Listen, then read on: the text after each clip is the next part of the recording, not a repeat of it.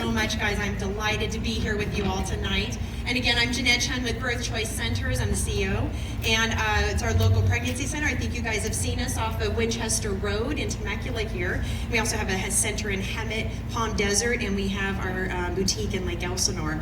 God has done a lot this past couple of years to be able to grow us, and I believe it's for a very specific reason. We have a lot in our country right now that is defaming life and dehumanizing people, and that cannot be so. As a Christian, I believe that God made life. It is not up to us to decide what to do with magnificent creation that He has made. And in the very image of God, we represent His likeness.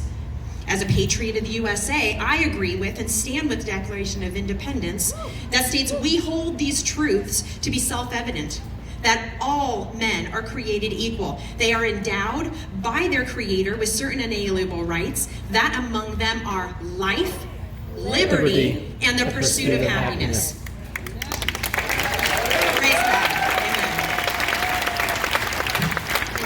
To secure these rights, governments are instituted among men, deriving their just powers from the consent of the governed. And as we just heard previously, this was already spoken about, that the states that form our government is instituted by men to protect these rights, the first of all being life. And we are meant to protect life, not destroy it. And without life, there is no liberty. True liberty is found in Jesus Christ. Amen. Christ, having His own kingdom and government structure, says that if you know Him, you belong to it. And if you belong to the kingdom of heaven, you are of the light. There is only one being who comes to steal, kill, and destroy, and He is of the darkness. We do not serve Him. If we are speaking about essentiality, there is one thing that is essential above all else, and that is the right to live. And if God breathed life into a mother's womb, then He intended to do so. And He gave that life a part of His image. That life was meant to be something in His kingdom. And during this time period that we've been going through, pot dispensaries, big box stores, and even abortion clinics were deemed essential.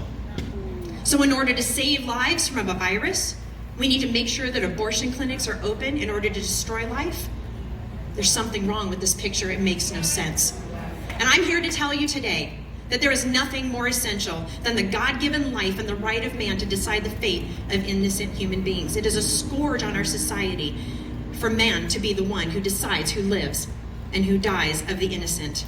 We have a judicial branch that goes through a process of deeming those who are deemed for death, and that is not us as the regular human being.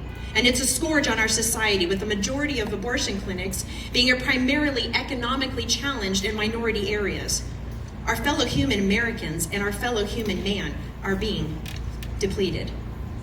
Abortion is not health care, no matter what anybody has to say. It is a death sentence for a living being. And health care brings back vitality, back to someone who is sick or ailing. Pregnancy is not a sickness or a disease. It is a life in its most vulnerable stages being formed. That baby's heart beats at 21 days of gestation in the pregnancy. That's 3 weeks, mostly before any woman ever knows that she's even pregnant. There is nothing more essential than the right to life. Amen. Margaret Sanger, who founded Planned Parenthood, stated that her journey and her stated purpose was to eradicate the undesirables. And during her time, it was Jews, people of color, and the Irish Catholics that she wanted to get rid of back at that time. They wanted to create a master race where only the fit were allowed to live. And they were the ones that decided who were fit to live, not anybody else. It is no different now. Except now, we choose who is undesirable and unfit. And this is not to be so. If one can dehumanize another person and make them of no value, where does that stop? Are we next? They're already speaking of post-birth abortion.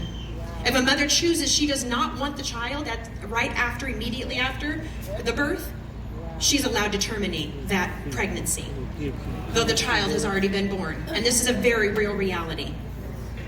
What kind of horror are we speaking of here? These are our fellow humans, our brothers and sisters.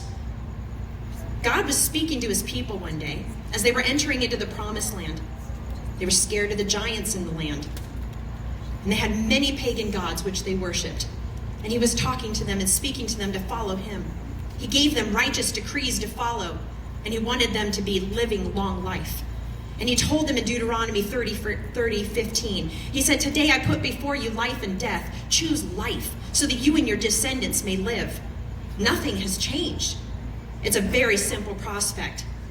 Today, God also tells you, choose life. So what happened to us? Thank you. What happened to us when we accepted abortion in our society? Where did we go wrong to allow this darkness and destruction of the unborn? The destruction of humanity, that we would see it as an essential part of life instead of something that is easily thrown away.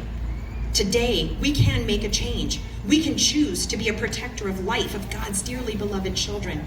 And we must stand for the most vulnerable. We must put an end to the destruction of the next generation. It is not enough any longer to say you agree with pro-life. You must be pro-life. And there can no longer be fence sitting. You are either for life or you are against it.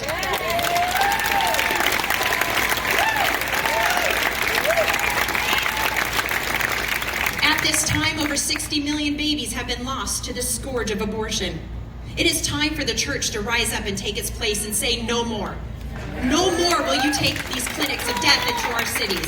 No more will you destroy the most innocent among us. We must rise up, church, and we must stand in the place when we have done all to stand, we keep standing. And we don't ever give in. We don't ever surrender ground to the enemy. We are the children of the Most High God.